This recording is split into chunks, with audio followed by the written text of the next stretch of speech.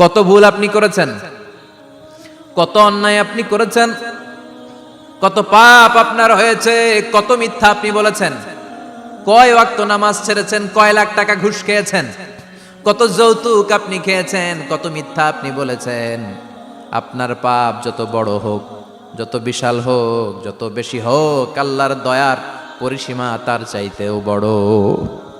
আপনার পাপ, আপনার অন্যায়, আপনার জুলুমগুলো যদি হয় খালের, আইয়ুহাল্লাযীনা আমানু তুবু ইলাল্লাহি তাওবাতান নাসুহা।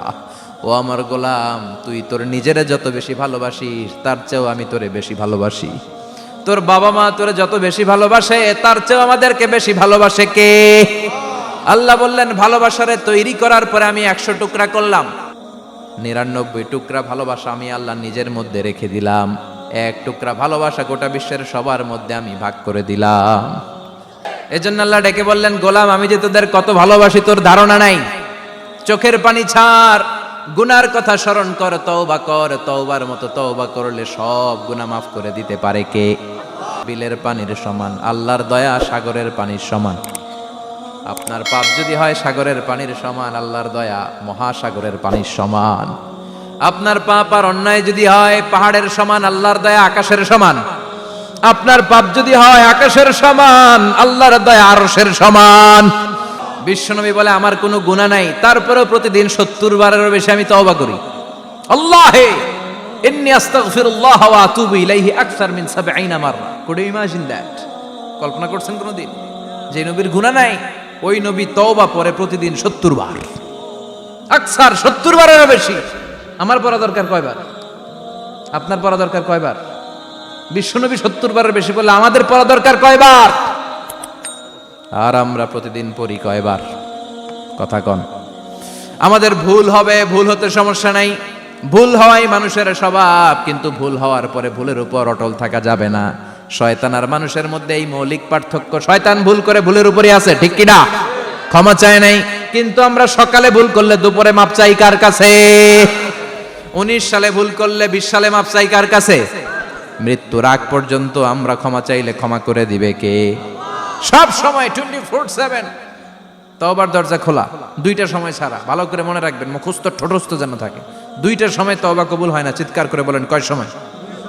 এক হলো বাদাল গারগারা, গরগরানি যখন আসে, মালাকুল মাউত যখন চলে আসে, মালাকুল মাউতরে যখন দেখে ফেলবেন তখন তওবা কবুল হবে নাকি? কথা কন। ফেরাউনের নাম শুনছেন? ওরা যখন আল্লাহ লোহিত সাগরে ডুবাইয়া পানি খাওয়াইতে লাগলো, পানি খাইতে খাইতে পেটটা হয়েছে এত বড়, আর পানি খাইতে পারেন। এরপর হাত তুলে কয় আনা মিনাল মুসলিমিন। কোরআনের আয়াত, আনা মিনাল, হাত তুলে কয় আমি মুসলমান। ফেরাউন না বলে মুসলমান, আমরা যাবো কই? কথা কয়। ফেরাউন হাত তুলে কয় আনা মিনাল মুসলিমিন। আল্লাহ কয় টাইম ইজ আপ, দেরি করছস, অনেক সময় দিলাম, অনেক সুস্থ রেখেছি, ক্ষমতা দিয়েছি, দাপট দিয়েছি, তখন যদি ঘাটটা নত করে, মাথাটা নত করে একবার ক্ষমা চাইতি, ফেরাউন তোরেও ক্ষমা করে দিতাম। কিন্তু সময় শেষ হওয়ার পরে আমি মুসলমানদের অন্তর্ভুক্ত বললে কোনো লাভ হবে নাকি? আল্লাহ বলল সময় নাই, সময় শেষ। কারণ মুসা আলাইহিস সালামের চাচাতো ভাই অনেক দাওয়াত দিল, যাকাত দে। কারণকে যাকাত দিব না, এই সম্পদ আমি কামাইছি, আল্লাহ দেয় নাই।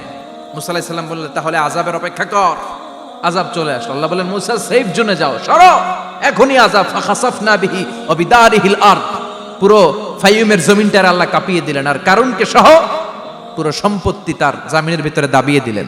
হাঁটু পর্যন্ত কারুন দেবে যায়, ভাবছে উঠে যাবে, কোমর পর্যন্ত দেবে যায়, ভাবছে উঠে যাবে, গলা পর্যন্ত যখন দেবে যায় আর সুযোগ নাই। কয় মুসা আমার সব সম্পত্তি তোরে আর তোর আল্লাহরে দিয়ে দিলাম, আমারে বাঁচা, আমারে সব সম্পত্তি তোর আর তোর আল্লাহর, আমারে খালি বাঁচা, চাচা আপন প্রাণ।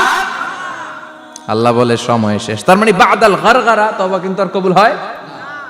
এই হলো একটা। নাম্বার 2, বাদা তুলুই শামস মিন মাগরিবিহা, প্রতিদিন চাঁদোলাতে সূর্য কোন দিক দিয়ে ওঠে? কথা কয় না?